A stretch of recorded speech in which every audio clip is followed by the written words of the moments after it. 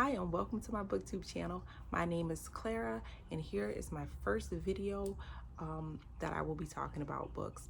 And for my first video, I am going to do a book haul from Goodwill. Today I will be doing a Goodwill book haul. So we're going to go over some books that were on my TBR that I found at Goodwill. Some of these books were actually in my Amazon cart and I found them at Goodwill. And we're gonna see some books that were not on my TBR, but once I saw them, I was like, oh, I want to read this. And some books that I got to sell in my Etsy shop, Blind Date with a Book. Okay, so let's get started. All right, the first pile I'm gonna go over are books that I found at Goodwill that were already on my TBR, okay? So here we go. Here are the books that were on my TBR that I found at Goodwill. The first one, Jamie Foxx, Act Like You Got Some Sense.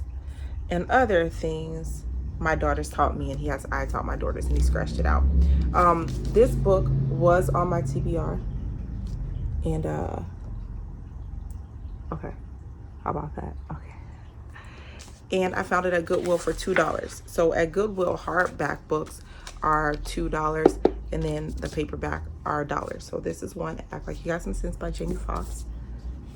And the next one is 9 Perfect Strangers. I watched the show on Hulu and I thought it was pretty good. 9 people gather at a remote health resort, some to lose weight, some to lose weight, some to reboot their lives, some for reasons they can't even admit to themselves. They know these 10 days might involve some real work, but none of them can imagine how challenging the next 10 days will be. I thought the series was pretty good, so I wanted to read the book and I found it for $1 at Goodwill. The Woman in the Window by A.J. Finn. This book was actually in my Amazon cart and then I found for $8.95 or something, and I found it at Goodwill for $2. And I think I already watched the Netflix film about this, so hopefully Anna Foxx lives alone, a recluse in her New York City home, unable to venture outside. She spends her days drinking wine, maybe too much. She sounds like me. Watching old movies, recalling happier times, and spying on her neighbors. That part is not like me. Then the Russells move into the house across the way. A father, a mother, their teenage son, the perfect family. But then Anna, gazing out her window one night, sees something she shouldn't. Her world begins to crumble and the shocking secrets are laid bare.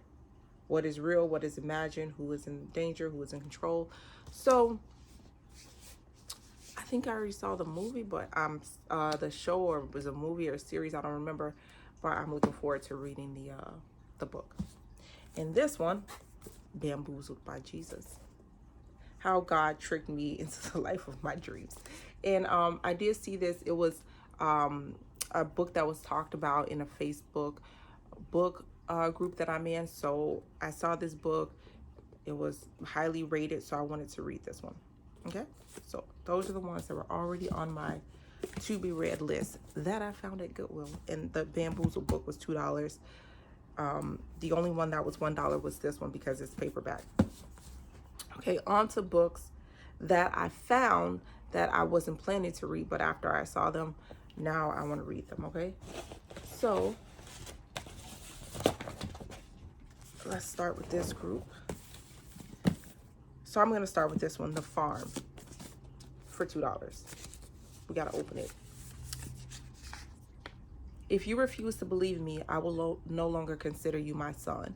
Daniel believed that his parents were enjoying a peaceful retirement on a remote farm in Sweden, but with a single phone call, everything changes. Your mother, she's not well, his father tells him. She's been imagining things. Terrible, terrible things. She's had a psychotic breakdown and been committed to a mental hospital. Before Daniel can board a plane to Sweden, his mother calls. Everything that man has told you is a lie. I'm not mad. I need the police. Meet me at Heathrow. Caught between his parents and unsure of whom to believe or trust, Daniel becomes his mother's unwilling judge and jury as she tells him an urgent tale of secrets, of lies, of crime, and a conspiracy that implicates his own father. So I really want to read this one. It's by Tom Rob Smith, New York New York Times bestselling author of the Child 44 trilogy. So let's read The Farm and see if then I'll be reading the Child 44 trilogy. So this book, there's two books, okay? This one's Detour and this one's Derailed. And so let's see which one came first. So Derailed came first. So this book was written first. So I was able to get both of them. Every day, Charles rides the 843 to do the job he has done for over a decade in a New York advertising agency with a wife and an ill child who depend on him. Charles is not a man who likes changes or takes risks until he is late for his regular train and sits down across from the woman of his dreams. Her name is Lucinda. Like Charles, she is married. Like Charles, she takes the train every day to work in New York City. Her train is the 905. Anyways, okay, in a matter of days, a flirtation turns to a passion, and Charles and Lucinda are drawn into the dark side of the American dream. In a matter of weeks, Charles' life is in shambles. A man is dead. A small fortune is stolen. Charles' home is violated, and everything violently spirals out of control. Okay, so that seems pretty interesting. And then I guess this is the follow-up. So James Siegel's electrifying thriller Derailed captivated readers with its emotionally charged twists and turns. Racing up national bestseller lists. Okay, whatever. Now this acclaimed new master of suspense returns with the explosive story of a mother's love, a father's devotion, and an adopted daughter who turns their lives upside down. Whoa. They want what every young couple wants, a child of their own, but Paul and Joanna have been trying to conceive for 5 long years, and they fly to Colombia to adopt. There's risk, and the odds of dying in a plane crash or being hit by a bus. Yeah, let's see. There are risks. As an insurance executive, he routinely calculates the odds of dying in a plane crash or being hit by a bus. Yet all the accident statistics in the world can't prepare him for what is about to happen. Paul and Joanna receive the baby girl of their dreams, and their world seems perfect. Then one afternoon, they briefly leave their baby daughter alone with their new nanny. When they return, something is disturbingly different about their child, and suddenly everything Paul values is in jeopardy. I can't wait to read this one. What's next? Oh, a $1 book. By Tess Gerristen. Vanish. So yeah, this one I thought was really good. I can't wait to read this one either. For $1. Come on, okay. A nameless woman who appears to be just another body at the morgue until Boston medical examiner Mara Isles sees the corpse open his eyes. The now frantic Jane Doe is rushed to the hospital where with cool precision she shoots a security guard and seizes hostages, one of whom is pregnant homicide detective Jane Rizzoli. As the tense hours tick by, Mara joins forces with Jane's husband, FBI agent Gabriel Dean, to track down the killer's identity. But this case goes far deeper than just an ordinary hostage crisis, and Jane, trapped with the armed madwoman, is the only one who holds the key to the mystery. Now, let's see. Anything else that I plan to read? Okay. This is another one I found that was kind of on my to-be-read list. You know, it was like, it was a possibility. But I found it for $2. And it seemed like great condition too. Michelle Williams, How Getting Real About Depression Saved My Life and Can Save Yours, checking in. So I think this will be a good read. So this was sort of, you know, this made it officially on my TBR because I found it for $2 at Goodwill. All right, so these are some books that I found that seem interesting, but most likely I won't read out. Either give away or feature on my Etsy shop. The Long Song by Andrea Levy. In her follow-up to Small Island, winner of the Whitbread Book of the Year Award and Orange Prize for Fiction, once again reinvents the historical novel, told in the irresistibly willful and intimate voice of Miss July, with some editorial assistance from her son, Thomas. The long song is at once defiant, funny, and shocking. The child of a field slave on the sugar plantation in Jamaica, July lives with her mother until Miss Carolyn, a recently transplanted English widow, decides to move her into the Grey House and rename her Marguerite. Together they live through the bloody Baptist War and violent and chaotic end of slavery. I don't really like to read books that might make me sad, and books featuring slavery usually make me sad.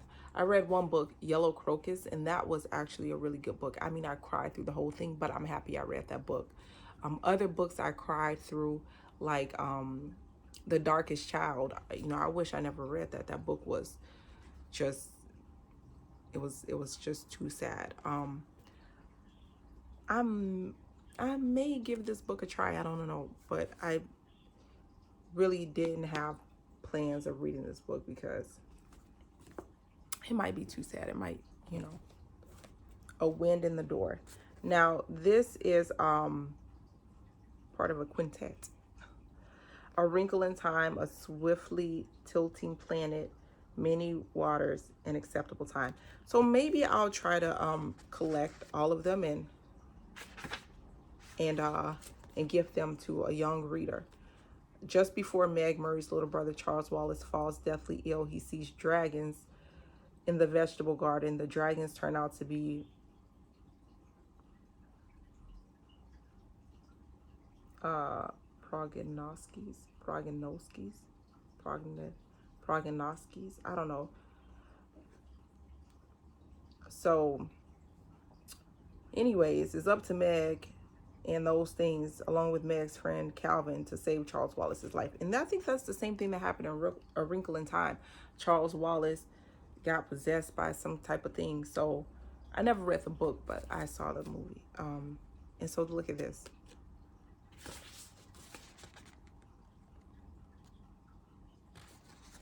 Starting reading this book on Monday, June 12th, 2017. Finished by July 30th, 2017.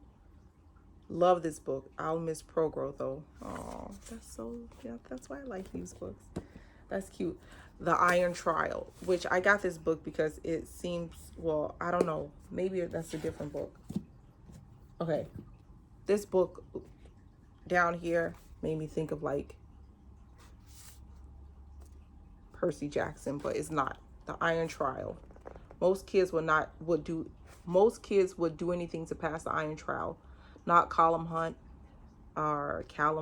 He wants to fail. All his life, Cal has been warned by his father to stay away from magic. If he succeeds at the Iron Trial and is admitted into the magisterium, he is sure it can only mean bad things for him. So he tries his best to do his worst and fails at failing. I don't know. It's by Holly Black. I don't know who that is, really. But I'll probably give this to a young reader unless, you know, like I want to read this, but I doubt it. I'll probably give this to a young reader.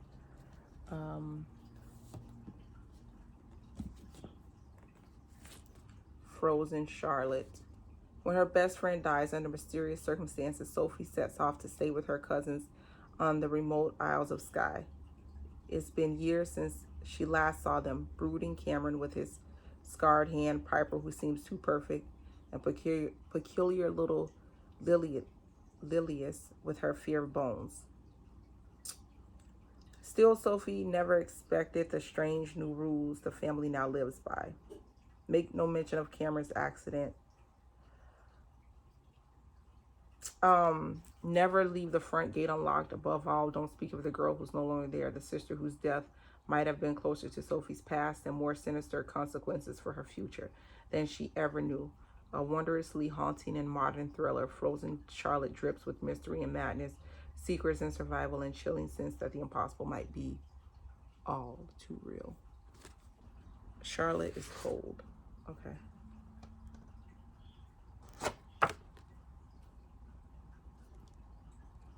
This actually is featured in my Etsy shop, and If I don't sell it, I might read it. I mean, I got it because I kind of like ghost stories. So it is a ghost story. The Suffering. 17-year-old Tark knows that it is what it is to be powerless. But Okiku changed that, a restless spirit who ended life as a victim and started death as an avenger. He's groomed Tark to destroy the wicked. But when darkness pulls them into deep, that suicide force, Okiku's justice becomes blurred and Tark is the one who will pay the price. This seems super scary. I don't know if this is, I guess this is a young adult novel, but yeah, it's 300, probably 12, 13 pages. And so I won't be reading that one. Oh, The Woman in the Cabin, though, I believe that I will read. Let's see. I hate when, there's a sticker on this one. Books don't have a, the summary on the back. They just list like what other people think about the book, and then there's no summary. I don't know what this book is about.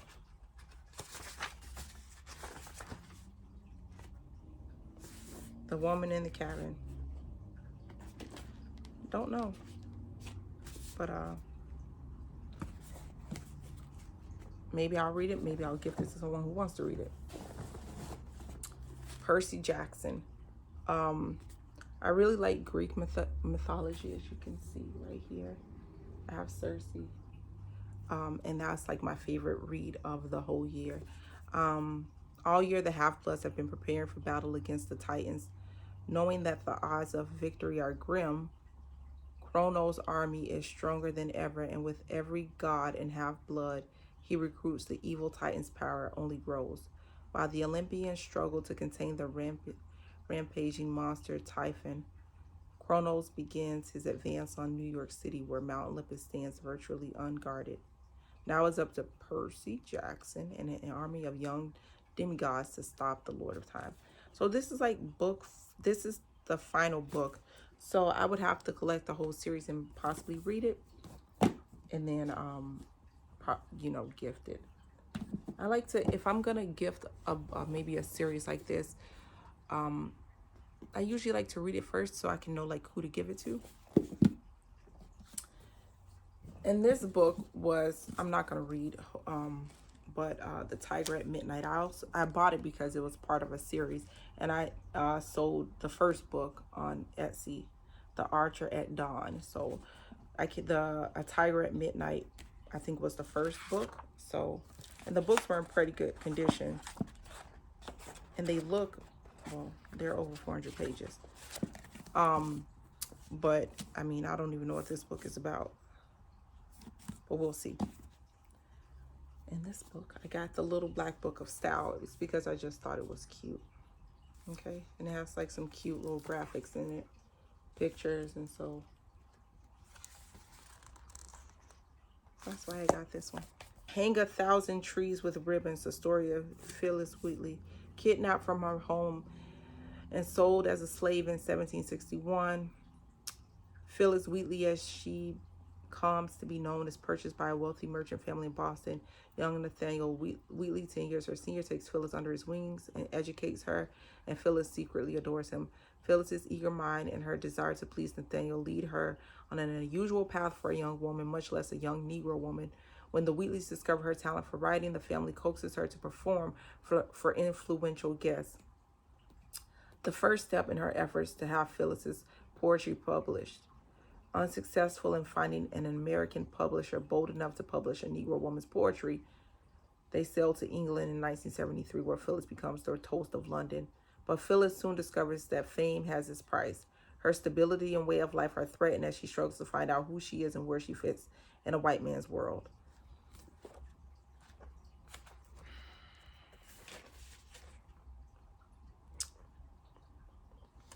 This was bought at Barnes & Noble in 2004. They have the receipt. You can't see it because it's faded. Well, that's so cool. I don't know if I will read this. I mean, I just don't want, I don't like books that have black trauma. Like, I just don't. So why do I have this book? I don't know who this does though. This is Phillipa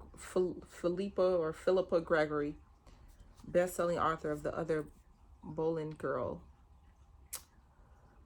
A Respectable Trade. Bristol in 1787 is booming, a city where power beckons those who dare to take risks. Josiah Cole, a small dockside trader, is prepared to gamble everything to join the big players of the city, but he needs capital and a well-connected wife. Marriage to Frances Scott is a mutually convenient solution, trading her social contracts for Josiah's protection. Frances finds her life and fortune dependent on the respectable trade of sugar, rum, and slaves. In her new world comes Mehuru, once a priest in the ancient African kingdom of Yoruba, now a slave in England, from opposite ends of the earth.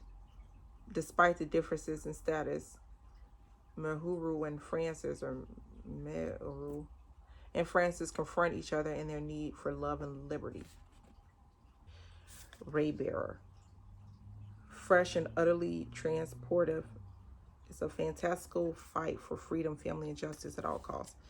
So I just, for one, fell in love with this cover. Books. This is my favorite young adult series, Miss Peregrine's Home for Peculiar Children. And these books are in pretty good condition. And then I got Hollow City. So it's first this book, then this book. There's 6 books in the series. And I hope to collect all of them. I've already read all of these books. So I hope to collect them all and give them to somebody to read the whole series. So that is my, okay, I'll just make sure I got all the books. That is my Goodwill book haul of all the books that I'm going to read or give away or feature on my Etsy shop. And I hope that this inspired you to check out your local Goodwill for books. You know, because if you do buy books, you don't get them from the library, it's good to, you know, get a pre-loved book, you know, save some money, give the book a new home. And you know, I just think it's much better than buying a book from Barnes & Noble like I did. I bought Tell Me Lies, and that is my current read. And just a second, I'm gonna do not finish this, and I paid, this thing says $17.99, and I'm gonna do not finish it and just watch the Hulu series because I don't like any of the characters and they're getting on my nerves. I got this one from Barnes & Noble. It was supposed to be buy one, get one half off, but I was in a rush and I didn't get another book. But this book was good. I liked it. This was the last book I finished. And then I started reading this, which will be a do not finish. So most likely the next book I read is going to be probably that Derailed book, or what is it? Derailed, I think, comes first. I might go ahead and dive into these two, but we'll see. In my next video, I'll talk about the book I decided to read. If you stayed this long in the video, thank you so much. I hope that you like and subscribe, and I'll see you next time. Bye.